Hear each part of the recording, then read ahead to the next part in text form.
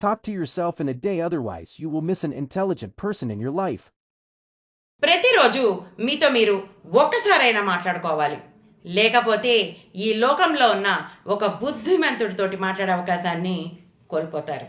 ఈ మాటలు ఎవరన్నారు అని అనుకుంటున్నారా? మన భారతదేశపు తత్వజ్ఞాని, యోగి, యువతకు మార్గదర్శి అయినటువంటి స్వామి వివేకానంద అన్నారండి. ప్రతిరోజు మనం ఎంతో మందితో మాట్లాడుతూ ఉంటాం. కానీ మనతో మనం ఎంతసేపు మాట్లాడుకుంటున్నాం?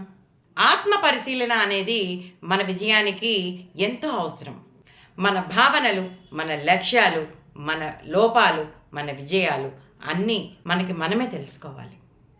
ప్రతిరోజు కనీసం కొన్ని నిమిషాలైనా మౌనంగా కూర్చుని మనల్ని మనం తెలుసుకోవటానికి, విశ్లేషించుకోవటానికి సమయాన్ని కేటాయించాలి.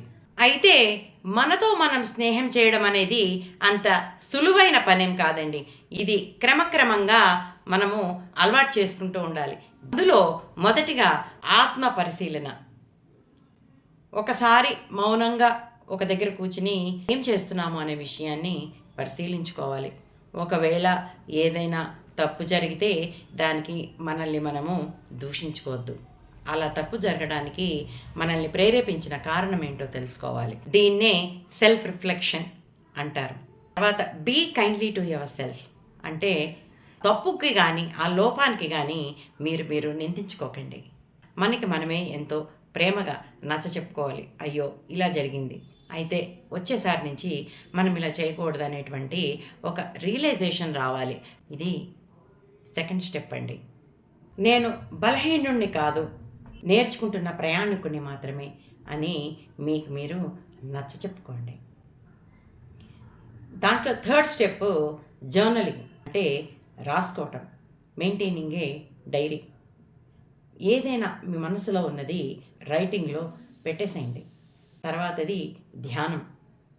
ఒక ప్రశాంతమైన వాతావరణంలో కూర్చుని కొంచెం సేపు నిశ్శబ్దంగా మౌనంగా గడపండి. అప్పుడే మీతో మీరు స్నేహితులు కాగలుగుతారు.